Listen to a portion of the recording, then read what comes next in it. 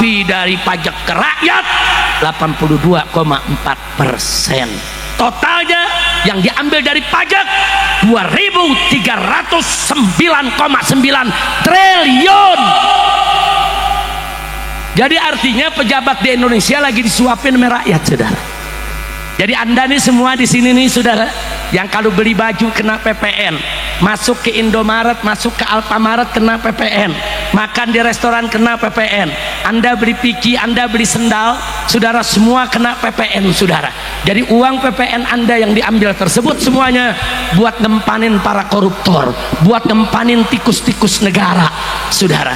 Jadi artinya, saudara, artinya di Indonesia ini saat ini sedang terjadi orang-orang kaya hasil korupsi sedang disuapi oleh rakyat miskin, saudara. Biadab tidak?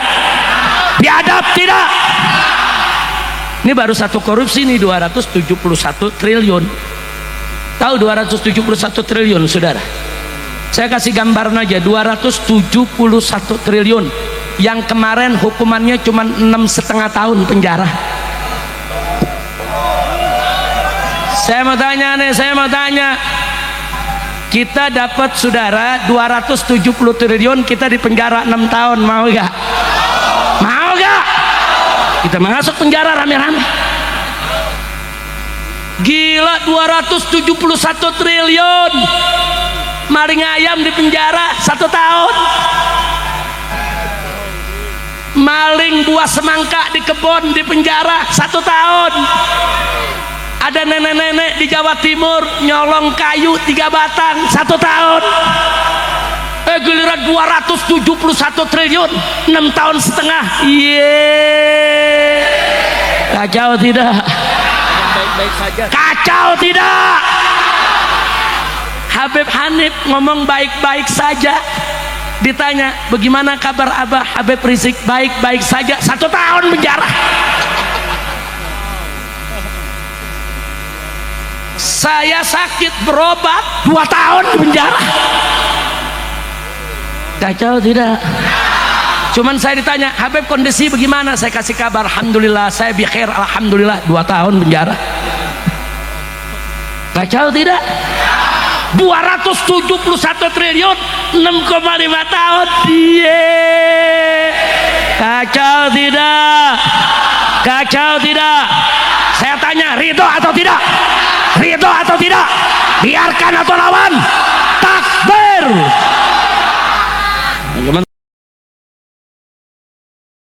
Kira-kira saya sampaikan jelas tidak? Udah paham? Yang udah paham boleh pulang. Udah paham belum? Kelewatan loh. Gue sakit-sakit dateng, gue ngomong capek, lu nggak paham-paham. Terang terang. Sadayana, terang terang. Terang. Alhamdulillah. Sadayana ngertos. Apa yang disampaikan Habib ngertos. Parantos ngertos.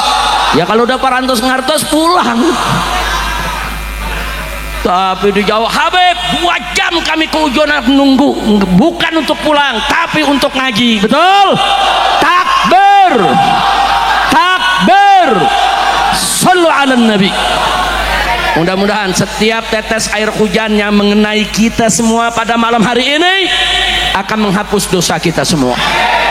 Semoga setiap tetes air hujan yang membasahi kita pada malam hari ini menjadi penyebab kita mendapatkan rahmat, barakah, maghfirah dan segala kemudahan dari Allah Subhanahu wa taala. Amin ya rabbal alamin. Nah, baiklah ya ikhwan, pada malam hari ini saya sudah sampaikan tadi kenapa ini diadakan, supaya tidak salah paham, bukan untuk merayakan tahun baru, bukan, tapi untuk memberi peringatan agar mereka yang besok merayakan tahun baru di puncak dan sekitarnya jangan berbuat maksiat, dan untuk tunjukkan bahwa masyarakat Bogor, Cianjur sampai ke puncak sini siap untuk menyapu bersih siapapun yang ingin mengotori puncak dengan kemunkaran dan kemaksiatan. Setuju?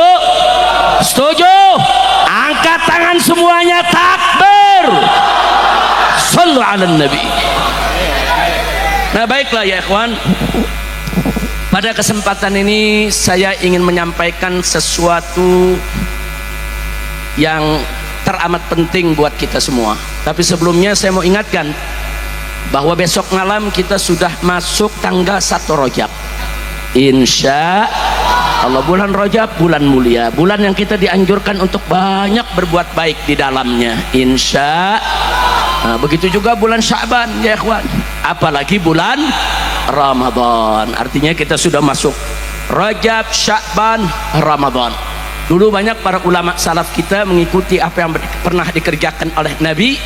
Mereka mulai tanggal 1 puasa, Rajab puasa sebulan penuh, Sya'ban puasa sebulan penuh, kemudian disambung lagi Ramadan puasa sebulan penuh, 3 bulan. Begitu selesai Idul Fitri nyambung lagi puasa 6 hari di bulan Syawal. Jadi memang Nabi mengatakan sumu tasihhu, kata Nabi, puasalah kamu, niscaya pasti kamu akan sehat.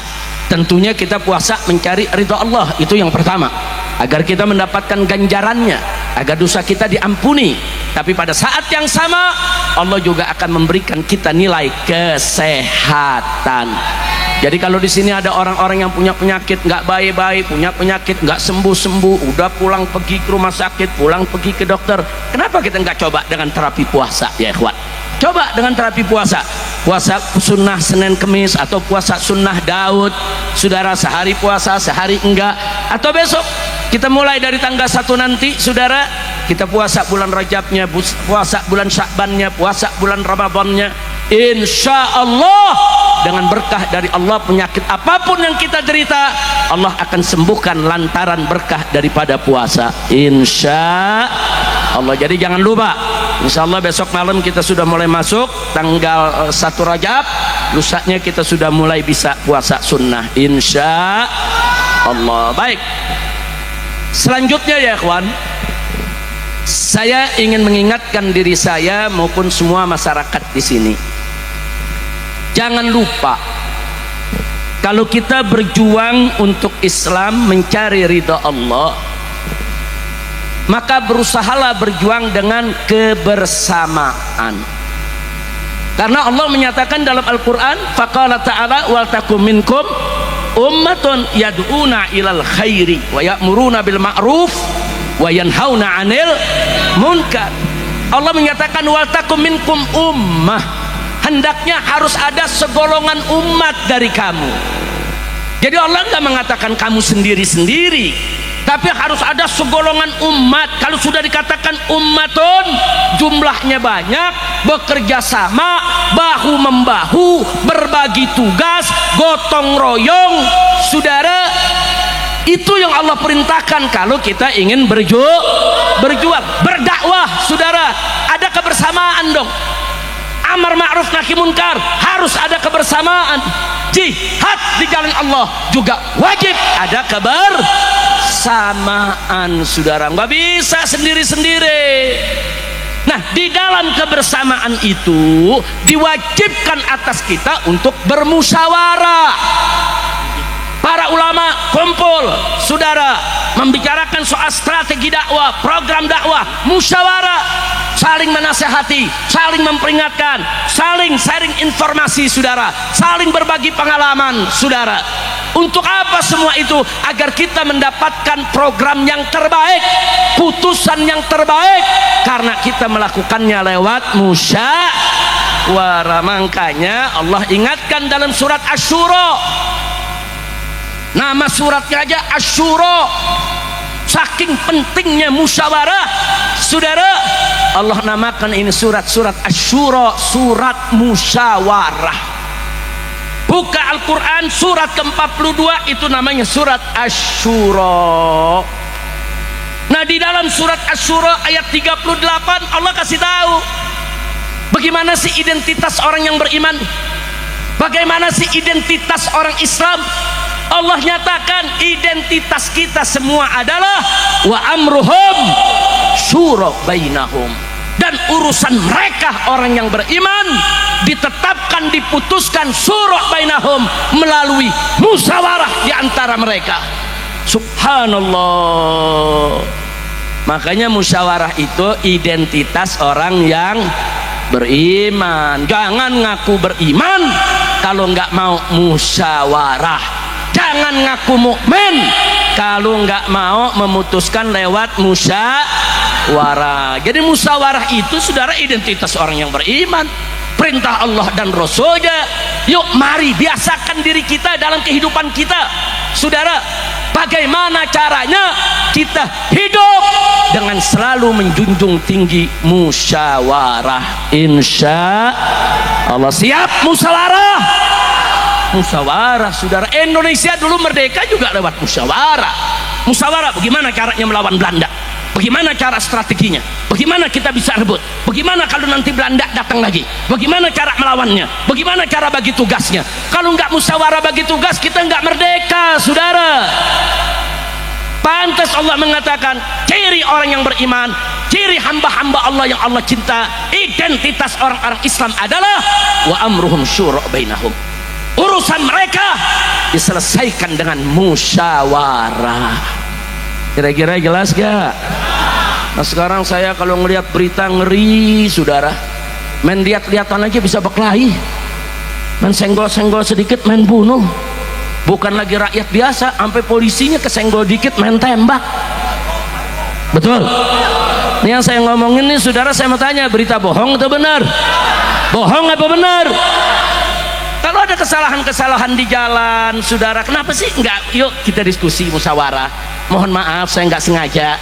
Bagaimana sih saudara, kenapa dikit-dikit bunuh, dikit-dikit bunuh, dikit-dikit bunuh, sampai aparat polisinya tidak memberikan contoh yang baik saudara. Kesenggol sedikit tempeleng, kesenggol sedikit tembak mati. Inna lillahi wa inna ilaihi rajiun. Artinya apa? Ruh musyawarah sudah mulai hilang dari tengah-tengah kita. Pak, Bu, kalau kita buka Al-Quranul Karim, dari mulai urusan rumah tangga sampai urusan negara, Allah perintahkan Nabi dan orang beriman untuk bermusyawarah. Yuk kita lihat, kita mulai dari rumah tangga dulu, jangan negara dulu. Kata Allah, wasyawirhum fil amr, ajak mereka musyawarah. Kalau ingin mengambil satu keputusan, ajak umat musyawarah. Ajak mereka musyawarah. Dengan siapa bermusyawarah saudara? Umat bisa menyampaikan lewat para ulamanya, para tokohnya, para wakil rakyatnya. Nanti disampaikan ke pemerintah apa keinginan rakyat. Dengerin musyawarah. Jangan memberikan putusan saudara, ulama tidak ditanya, kiai nggak ditanya, tokoh masyarakatnya ditanya, ormas-ormas tidak ditanya saudara. Seenaknya, bahkan kadang-kadang DPR wakil rakyat pun dilangkai saudara. Ini ada apa? Makanya kalau mau jadi pemimpin, contoh Nabi. Ini jadi pemimpin apa kata mau contohnya mau cetung. Jadi pemimpin mau contoh Hitler. Jadi pemimpin mau contoh Putin dari Rusia. Itu orang-orang kafir, bukan contoh kita. Contoh kita Allah udah nyatakan dalam Al-Quran. Faqala ta'ala laqad kana lakum fi rasulillahi uswatun hasanah. Nabi itu contoh kita, suri tauladan yang terbaik saudara. Jadi kalau mau jadi pemimpin, contoh Nabi. Bagaimana Nabi jadi pemimpin saudara? Lihat tuntunan Allah. Nabi dituntun oleh Allah, kau harus bersikap santun, ramah kepada kau punya umat, jangan kasar, jangan keras, nanti mereka lari meninggalkanmu. Maafkan kalau mereka hanya sekedar kesalahan-kesalahan biasa, mohon ampun kepada Allah untuk mereka. Ajak mereka musyawarah, insya Allah Allah akan tuntun dia untuk menjadi pemimpin yang baik. Betul? Kira-kira jelas tidak? Jelas tidak? Tadi musyawarah rumah tangga, ini musyawarah apa? Negara saudara. Berarti negara wajib gak musyawarah? Wajib tidak musyawarah? Ambil keputusan musyawarah saudara. Jangan ambil keputusan seenaknya, akhirnya terjadi apa yang terjadi saat ini. Kita lihat soal pajak rame sampai sekarang nggak selesai. Ada urusan apa dengan pajak saudara?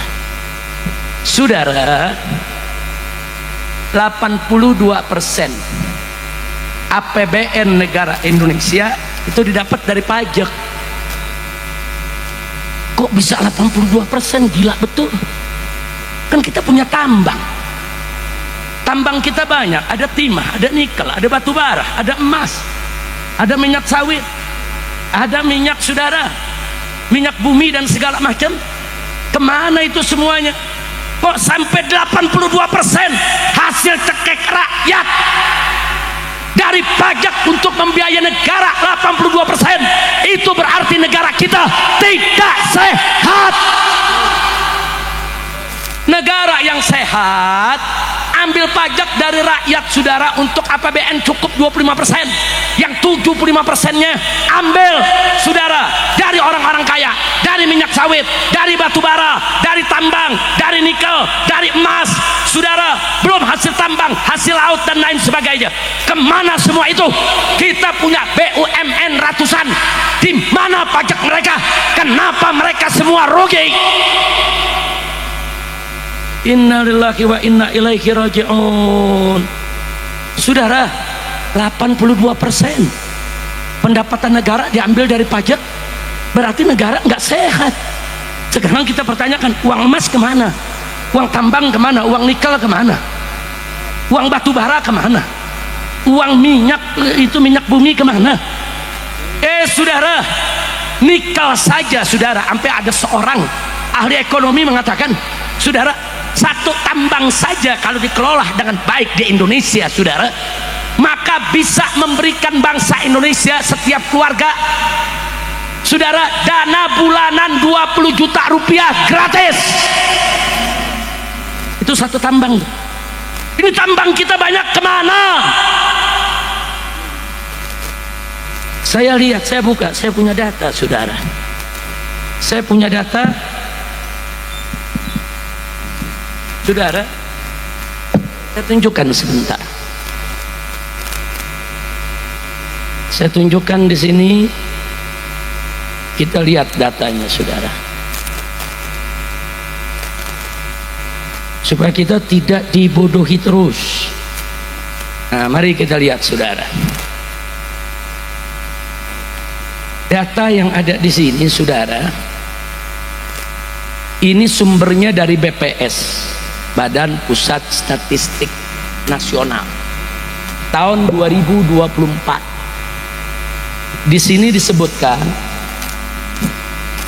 dana dari SDA, sumber daya alam kita, dari semua tuh gabungan tuh, batu bara, nikel, minyak saudara, semua yang sedemikian banyak, itu hanya 7,4%,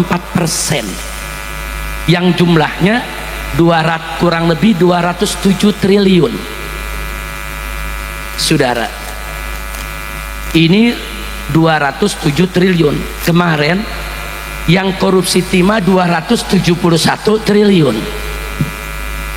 Padahal untuk APBN-nya cuma 207 triliun, tapi korupsi baru satu tambang saja sudah 271 triliun. Biadab, kurang ajar. Kemudian ditambah lagi saudara, dari BUMN cuma 3%, cuma 85 triliun. Kemana perkebunan kita? Kemana perairan kita? Kemana BUMN penerbangan, kelautan, saudara, perlayaran? Kemana itu duit semua? Kemudian dari Badan Layanan Umum saudara cuma 3% juga. Begitu juga dari bukan pajak cuma 4%. Tapi dari pajak ke rakyat 82,4%. Totalnya yang diambil dari pajak 2.309,9 triliun. Jadi artinya pejabat di Indonesia lagi disuapin sama rakyat saudara. Jadi anda nih semua di sini nih saudara, yang kalau beli baju kena PPN, masuk ke Indomaret, masuk ke Alfamaret kena PPN, makan di restoran kena PPN, anda beli piki, anda beli sendal saudara, semua kena PPN saudara. Jadi uang PPN anda yang diambil tersebut semuanya buat ngempanin para koruptor, buat ngempanin tikus-tikus negara saudara. Jadi artinya saudara, artinya di Indonesia ini saat ini sedang terjadi orang-orang kaya hasil hasil korupsi sedang disuapi oleh rakyat miskin. Saudara, biadab tidak? Biadab tidak? Ini baru satu korupsi nih 271 triliun. Tahu 271 triliun, saudara? Saya kasih gambaran aja, 271 triliun yang kemarin hukumannya cuma 6,5 tahun penjara. Saya mau tanya, kita dapat, saudara, 270 triliun, kita di penjara 6 tahun, mau gak? Mau gak? Kita masuk penjara rame-rame. Gila, 271 triliun. Maling ayam di penjara 1 tahun. Maling buah semangka di kebun di penjara 1 tahun. Ada nenek-nenek di Jawa Timur nyolong kayu 3 batang 1 tahun. Giliran 271 triliun 6 tahun setengah. Kacau tidak? Baik-baik saja. Kacau tidak? Habib Hanif ngomong baik-baik saja. Ditanya, bagaimana kabar Abah? Habib Rizik, baik-baik saja. 1 tahun penjara. Saya sakit berobat 2 tahun di penjara. Kacau tidak? Cuman saya ditanya, Habib kondisi bagaimana? Saya kasih kabar, alhamdulillah saya bikhair, alhamdulillah. 2 tahun penjara. Kacau tidak? 271 triliun 6,5 tahun. Kacau tidak? Kacau tidak? Saya tanya, ridho atau tidak? Ridho atau tidak? Biarkan atau lawan? Takbir. Cuman sebelum melawan, hitung-hitungan dulu nih, 271 triliun itu berapa tuh? Mau tahu gak? Mau tahu? 271 triliun. Andai kata kita makan sehari, anggap nih orang puncak kaya semua nih, sehari makannya 1 miliar.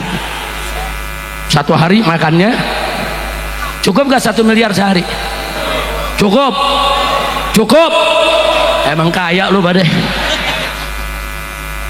Udah 1 hari makan 1 miliar, setahun berapa miliar? 365 miliar. Udah ada 1 triliun? Belum, saudara. Makan 3 tahun baru 1 triliun. Nah sekarang bagaimana kalau 271 triliun? Coba 271 triliun, saudara. Kalau kita makan sehari 1 miliar, setahun 365 miliar, maka 271 triliun, saudara, kita bisa makan 742 tahun. Nah, lu baru tahu tuh gedenya tuh. Ayo saya tanya, kecil apa gede? Kecil apa gede? 742 tahun kita makan seharinya 1 miliar selama 742 tahun, sudah. Umur kita ada 742. Umur umat Nabi Muhammad rata-rata berapa? 63 tahun. Betul? Betul. Jadi sekarang tinggal dikali aja, 742 tahun dibagi 63 tahun, 11 keturunan gak habis. 11 keturunan gak habis. Di penjara cuma 6 tahun. Kacau tidak? Panitia juga mau nih di penjara semua, asal dibagi. Nah, dibagi 271 triliun, rame-rame juga dibagi masih mau. Kacau tidak? Saya tanya, 271 triliun itu kecil atau besar? Kecil atau besar? Itu bisa dibawa makan 1 hari 1 miliar selama 742 tahun. Sebesar ini tidak pantas hanya dihukum 6,5 tahun. Alasan hakim apa? Enggak, dia masih punya anak, dia punya istri. Gue punya bini, gue juga punya anak, kenapa lu penjara? Betul? Habib Hanif punya istri, punya anak, penjara. Kacau tidak? Kenapa waktu sidang Habib Hanif nggak mengatakan karena Habib Hanif punya istri, karena punya anak masih bayi, Habib Hanif dibebaskan? Begitu dong. Giliran yang 271 triliun menimbang karena ada istrinya dan ada anaknya, maka diringankan hukumnya. Iya, ini dia hakim gelo. Udah pegal dah. Ini kalau udah ceramah begini kesel, dok-dokan aja yantum. Kacau tidak? Ayo saya tanya semua, kacau tidak? Kacau tidak? Nah jadi saudara, kalau korupsi seperti ini, saya tanya, merusak negara tidak? Merusak negara tidak? Koruptor dilindungi,